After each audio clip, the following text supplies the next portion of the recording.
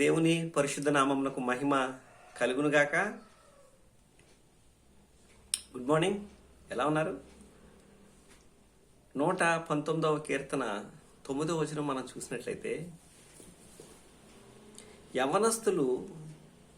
యవ్వనులు దేని చేత తమ నడత శుద్ధిపరుచుకొందురు? నీ వాక్యమును బట్టి దాన్ని జాగ్రత్తగా చూచుకున్నట్టు చేతనే కదా. యవ్వనులు దేని చేత వారి నడత అనగా బిహేవియర్,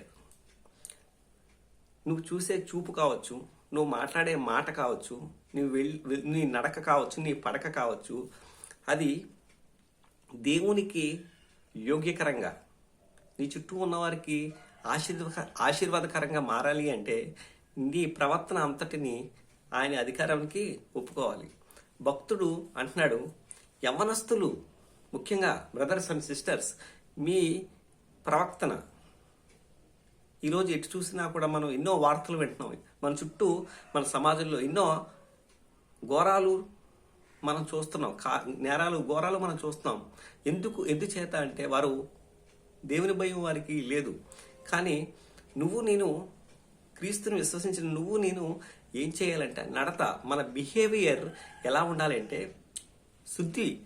యవ్వనస్తులు తమ నడతను ఎలా శుద్ధి చేసుకుంటారు అంటే, నీ వాక్యమును ఏంటంట, యవ్వనస్తులు దేని చేత తమ నడతను శుద్ధిపరుచుకుందరు? శుద్ధ హృదయం ఎలా తన నడతను ఏ విధంగా, బిహేవియర్ని ఈ విధంగా శుద్ధి చేసుకోవాలి అంటే, మనము మన నడకను, దేవుడు అంటాడు, మిమ్మల్ని మీరే, నేను పరిశుద్ధుడిని గనక మీరును పరిశుద్ధులై ఉండాలి. మనం పరిశుద్ధులు అవ్వాలి అంటే మనలో ఉన్న మలినాన్ని, ఈ లోక పాపాలని, ఈ లోకాన్ని మనలోకి రానివ్వకూడదు.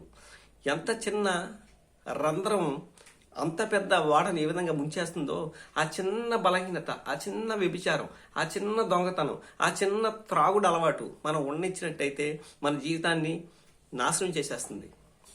సహోదరుడా, సహోదరి, విను. యవనస్తుడా, కాలేజీ చదువుకుంటున్నావమ్మా, స్కూల్కి వెళ్తున్నావా? జాగ్రత్త. అయితే వాక్యాన్ని జాగ్రత్తగా మనము చూచుకున్నట్టు చేతే మన ప్రవక్తన, నీ వాక్యము నా పాదమునకు ఏంటంట వెలుగు, నీ వాక్యము వెల్లడి అయిన తోడనే వెలుగు కలుగును అంటాడు భక్తుడు. యవ్వనులు దేని చేత తమ నడత శుద్ధిపరుచుకుందరు? శుద్ధి. ఈ వాక్యం ఎలాంటిది అంటే, దేవుని వాక్యం ఎలాంటిదంటే, అది ఒక మందు లాంటిది.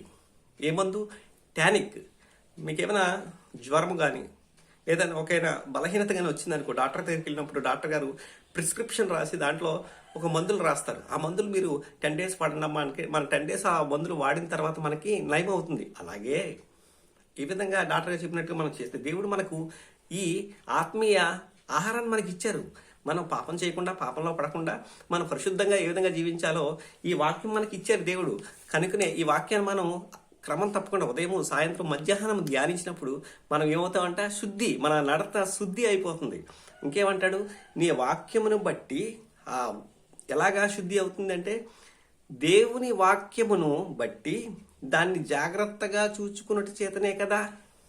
ఏంటి? దేవుని వాక్యాన్ని జాగ్రత్తగా చూసుకుంటే, జాగ్రత్తగా క్రియల్లో పెడితే మన నడత శుద్ధి అయిపోతుందా?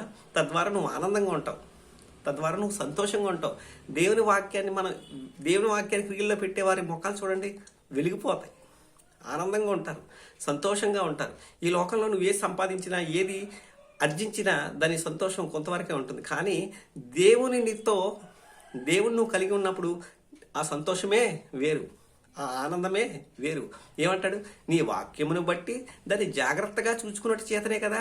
హెబ్రీయులకు రాసిన పత్రిక 4వ అధ్యాయంలో అంటాడు కదా, దేవుని వాక్యము బలమైనదే, సజీవమై బలము గలదే, 2 అంచులు కలిగిన ఇటువంటి ఖడ్గం కంటే వాడి అయి ప్రాణ ఆత్మ శరీరంలో ఉన్న కీళ్లను, మూలుగులను సైతం విభాగించు మట్టుకు విభజించుచు హృదయంలోని తలంపులన్నిటినీ శోధిస్తుంది. హృదయంలో ఉన్న చెడుతనాన్ని తీసివేసేసి ఆ వాక్యము నన్ను పరిశుద్ధంగా మార్చి, దేవుని మాట అంత పరిశుద్ధము.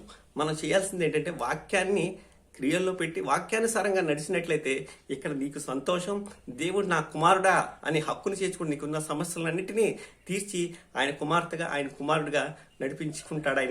ఆయనకే సమస్త మహిమ ఘనత ప్రభావం కలుగునుగాక. అలాగే మరి ఏం చేద్దాం? యవనస్తులు, మీ గురించే మాట్లాడుతున్నాను. మీ నడతను శుద్ధి చేసుకోవాలంటే దేవుని వాక్యాన్ని వినాలి, క్రియల్లో పెట్టాలి, చదవాలి, దేవునికి యోగ్యకరమైన జీవితాలు జీవించాలి. ఈ ఉదయకాలన మీ సహోదరుడు, మీ brother Anand Kumar. Thank you. God bless you each and every one. Thank you.